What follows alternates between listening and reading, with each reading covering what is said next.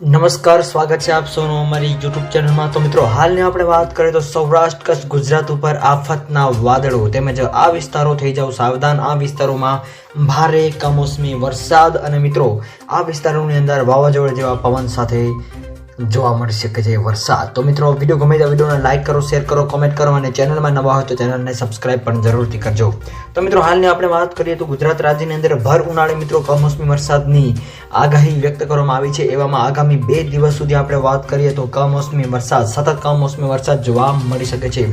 આ સાથે સાથે મિત્રો હાલ એવા અહેવાલો પણ મળી રહ્યા છે કે રાજ્યના અલગ અલગ ભાગોની અંદર કમોસમી વરસાદ નોંધાયો હોવાનું પણ અહેવાલો મળી રહ્યા છે, જેની અંદર કચ્છ સૌરાષ્ટ્રના કોઈ ભાગોની અંદર વાદળછાયા વાતાવરણ સાથે અમુક વિસ્તારોની અંદર ભારે પવન સાથે પણ કમોસમી વરસાદ જોવા મળ્યો હતો।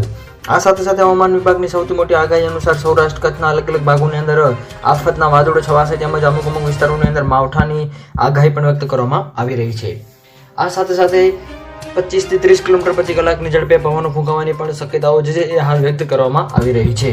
આ ઉપરાંત મિત્રો હવામાન વિભાગની સૌથી મોટી આગાહી અનુસાર રાજકોટ, જામનગર, પોરબંદર, મોરબી, દેવભૂમિ, દ્વારકા, સુરેન્દ્રનગર અને કચ્છના અલગ અલગ ભાગોની અંદર 30 થી 40 કિલોમીટર પ્રતિ કલાકની ઝડપે પવનો ફૂંકાવાની સાથે સાથે કમોસમી વરસાદની આગાહી વ્યક્ત કરવામાં આવી રહી છે।